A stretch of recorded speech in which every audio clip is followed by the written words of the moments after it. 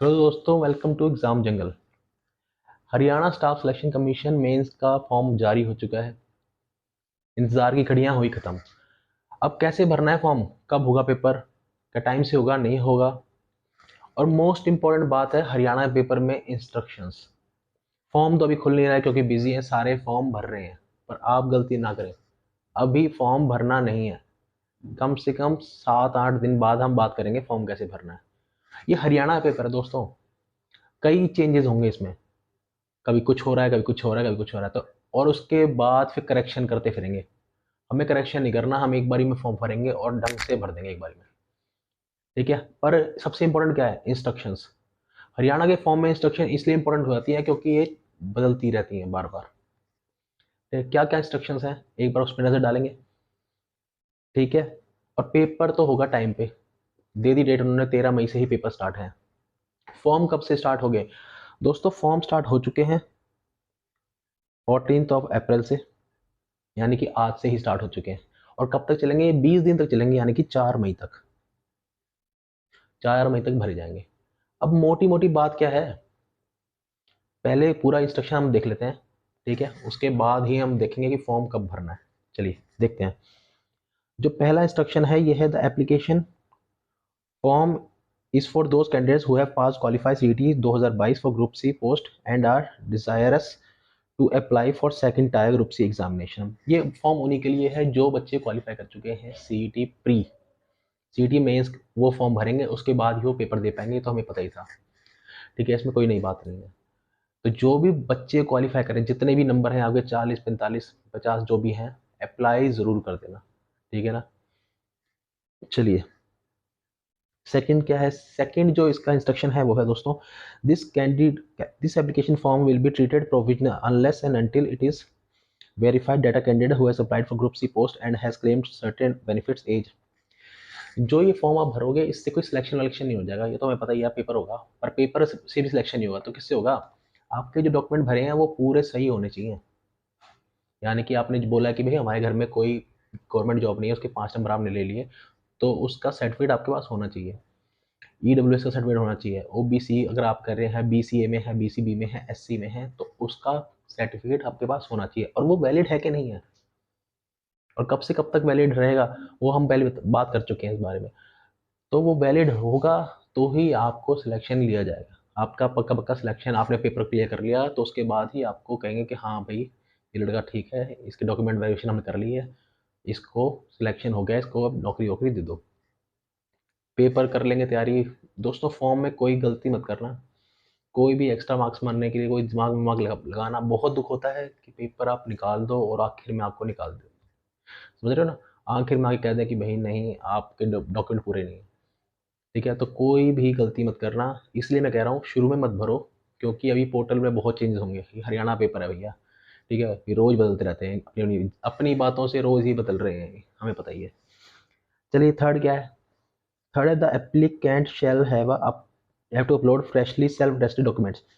जो आपने पहले डॉक्यूमेंट्स अपलोड किए थे वो नहीं, इस बार सेल्फ अटेस्टेड, मतलब कि उस आपने फॉर्म लिया, जैसे 10th की मार्कशीट है, 10, 12, अगर आपकी कोई कैटेगरी का सर्टिफिकेट है, ओबीसी है, बीसी है, बीसीबी, एससी, या फिर आप इकोनॉमिकल वीकर सेक्शन से आते हैं, जो भी आपके सर्टिफिकेट, डिग्री वगैरह जो भी है आपकी कॉलेज की, सेल्फ अटेस्टेड यानी कि आपके अपने साइन होने चाहिए, उसके बाद ही अपलोड करना है। ठीक है, अब यहाँ पे गलती हो सकती थी, तो ये आप अगर आप वीडियो देख रहे हैं तो आपकी ये गलती बच जाएगी। चलिए दोस्तों, अगला क्या है? The commission does not scrutinize the document at the time of submission of online application, and thus allocation of roll number to a candidate is always provisional and mere allocation of roll number does not confirm that a candidate। खाली अगर roll number अगर आपका निकल दे दिया है उसने, HSSC ने, तो उससे ये सिलेक्शन नहीं हो जाएगा कि आपका सिलेक्शन हो ही जाएगा। ठीक है ना। डॉक्यूमेंट आप अपने ढंग से ही भरना। ठीक है, सारे फोटो वोटो पे साइन वाइन ढंग से ही करना। अगला क्या है? फोर्थ। फोर्थ है दोस्तों, if an applicant while filling up the application form furnishes incorrect false information or conceal। वही कि अगर कोई गलत फॉर्म भर, आपने गलत डिटेल भर दी है, तो भैया पेपर आपका फॉर्म जो है, आपका कैंडिडेचर है या जो आप अप्लाई कर रहे हैं जिस भी पोस्ट के लिए, वो कैंसिल हो सकता है अगर आपने गलत इन्फॉर्मेशन दी। ये तो हमें पता ही है, इसमें क्या नहीं बात है। सारे पेपर, कोई भी फॉर्म पेपर आप देंगे, यूपीएससी से लेके स्टेट पीसीएस से लेके एसएससी, कोई भी पेपर देंगे उसमें तो ये होता ही है। जितने नंबर आपके 12th में आए उतने ही भरिए, जितने 10th में आए उतने ही भरे। बीसीए से हैं, बीसीबी से हैं तो ही बीसीए बीसीबी भरिए, जनरल से तो खाली जनरल भरिए। सरकारी नौकरी किसी घर में है नहीं तो ही भरना कि हाँ नहीं है कोई नौकरी घर में, ठीक है। तो इससे कैंडिडेचर आपका कैंसिल हो सकता है अगर आप गलत इन्फॉर्मेशन भरेंगे तो। बताइए तो हमें अगली क्या है बात। The candidates are advise that before final submission of the application print. अब भाई पहले फॉर्म सबमिट, आपने पूरा फॉर्म भर दिया, सारी मार्कशीट्स जो है अपलोड कर दी, ठीक है। उसके बाद फाइनल सबमिशन करने से पहले आप प्रिंट आउट जरूर ले लेना।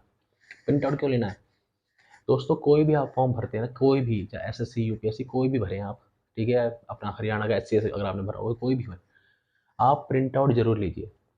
आपने पेपर निकाला, डीवी यानी कि डॉक्यूमेंट वेरिफिकेशन के लिए जब आप जाएंगे तो दोस्तों आपके पास ये फॉर्म भरा होना चाहिए।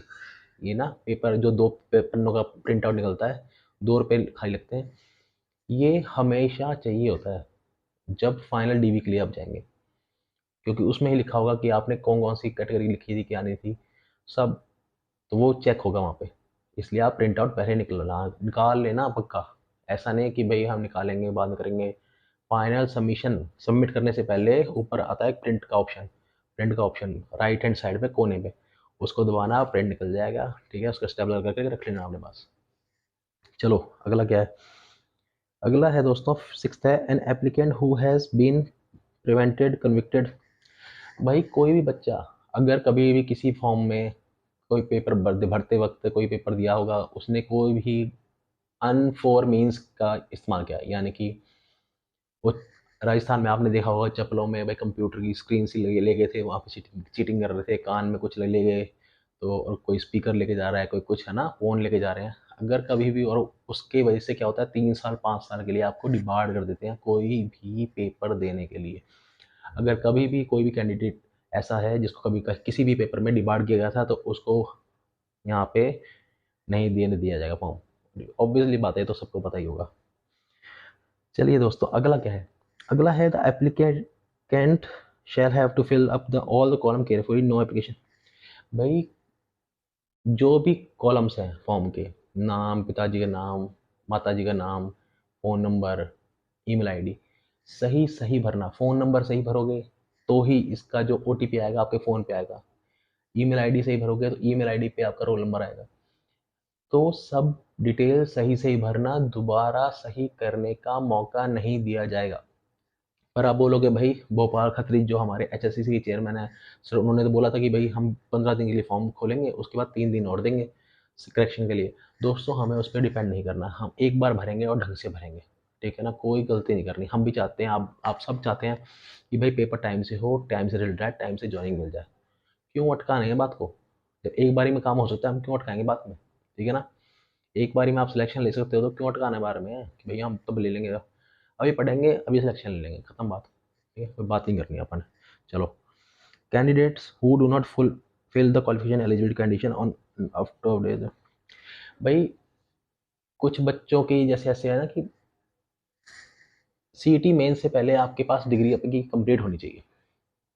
अगर डिग्री कंप्लीट नहीं है तो आप एलिजिबल नहीं हो, ये तो हमें पता ही है, ठीक है ना। डिग्री सीईटी मेंस के फॉर्म भरने से पहले आपकी कंप्लीट होनी चाहिए, खत्म बात, ठीक है ना, बस और कोई बात नहीं है इसमें। चलो, all the certificates relating to the educational qualification eligibility condition and socio-economic criteria will be determined with regard to last date।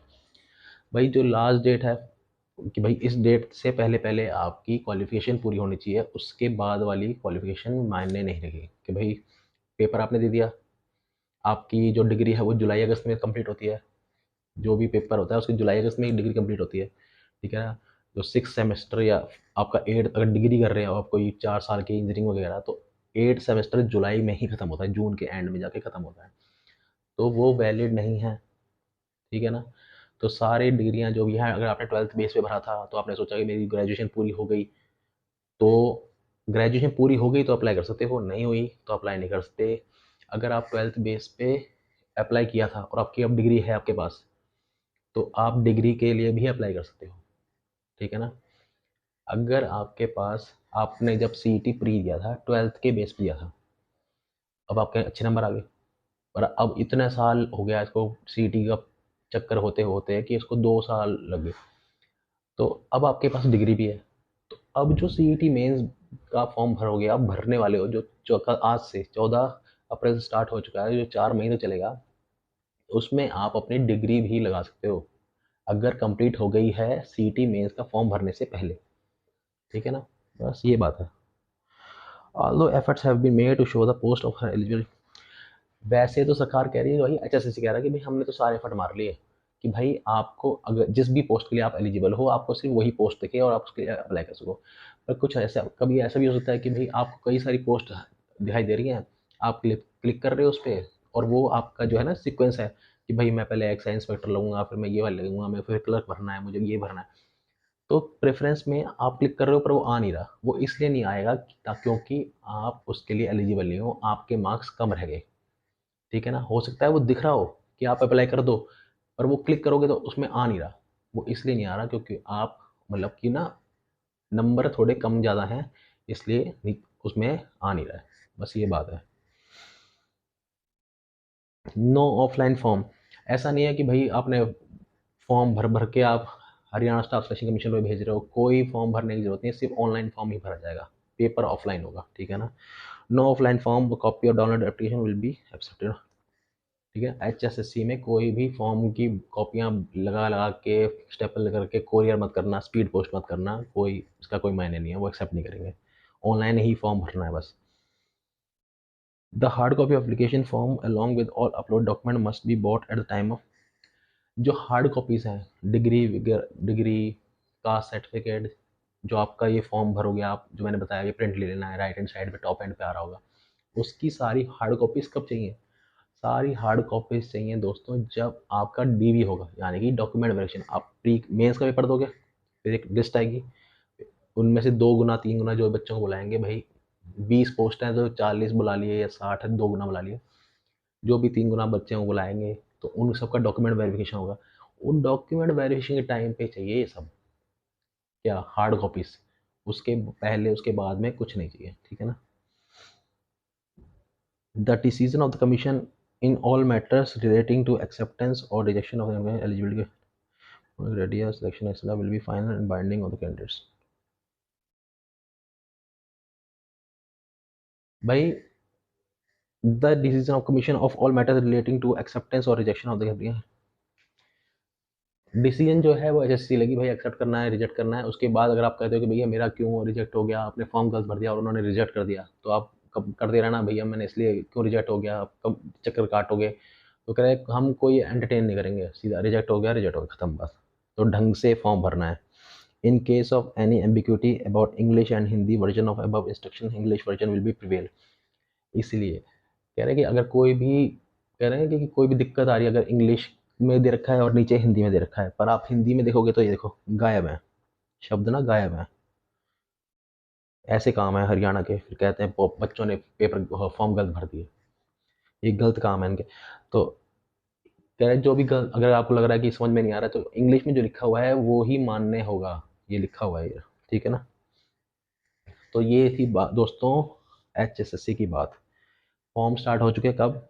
14 अप्रैल, यानी कि आज से फॉर्म स्टार्ट हो गए। कब तक चलेंगे? 20 दिन के लिए पोर्टल खुलेगा, 4 मई तक। 20 दिन तक आप फॉर्म भर सकते हो। ठीक है, फॉर्म अभी स्टार्टिंग मत भरना, इनकी जो दिक्कतें हैं होती रहेंगी, अभी थोड़े दिन, 5-7 दिन रुक जाओ, 5-6 दिन। 20 दिन के लिए खुला है ना, हमें तो बस 1 घंटा चाहिए फॉर्म भरने के लिए। 20 दिन के लिए खुला है, 4-5 दिन रुकिए, 4-5 दिन में फॉर्म भरेगा। कैसे भरना है स्टेप बाय स्टेप वो हम अपनी साइट पर बता देंगे। अगर आप अभी तक हमारे फैमिली द एग्ज़ाम जंगल से नहीं जुड़े हैं, अभी की फैमिली के मेंबर नहीं बने हैं, तो आप ज्वाइन कर सकते हैं, किसको सब्सक्राइब कर सकते हैं, चैनल को। दूसरी इंपॉर्टेंट बात, पेपर पोस्टपोन नहीं होगा, ये मैं बहुत पहले बता चुका था, क्योंकि जो हमारे चीफ मिनिस्टर साहब हैं उन्होंने भी कह दिया कि पेपर पोस्टपोन नहीं होगा। एचएसएससी चेयरमैन है, उन्होंने भी कह दिया था कि पेपर पोस्टपोन नहीं होगा। पेपर पोस्ट अगर वो कर देते हैं पोस्टपोन, तो दोस्तों फिर कहते हैं ना कि आपकी बात की मानने क्या है, मतलब कहते हैं कि आप बदल जाते हो। आपने बोला पेपर पोस्टपोन नहीं हुआ, फिर पेपर पोस्टपोन करा दिया। और ये 4 गुना बच्चों की कहानी है दोस्तों। क्वालिफाइंग होना चाहिए था, पर ये बात है कि हरियाणा वाले अड़ गए अपनी बात पे कि भाई अब हमने तो बोल दिया, अब हम नहीं हट रहे। बस वो है ना कि बात गलत कर रहे हैं पर मान नहीं रहे। तो आप जो भी अप्लाई कर सकते हैं। आपके अगर अच्छे नंबर बन रहे हैं तो अप्लाई कीजिए, तैयारी कीजिए, जोर ला के। कैसे करनी है तैयारी, कहाँ कहाँ से पढ़ना है, वो हम टाइम टू टाइम बताते रहते हैं। अगर आप अभी तक जुड़े नहीं हैं द एग्ज़ाम जंगल की फैमिली के साथ, तो फैमिली का मेंबर बनिए सब्सक्राइब करके। तो ये थी मोटी मोटी बात। आई होप ये सारी इन्फॉर्मेशन आपके हेल्पफुल होगी और आप जोर लगा के मेहनत कर रहे होंगे और आपका सिलेक्शन भगवान करे इस बार पक्का पक्का हो। खुशियाँ आपके घर में बहुत आएँ। अगली वीडियो में दोस्तों आप सभी से मुलाकात होगी। आज के लिए बस इतना ही था। धन्यवाद।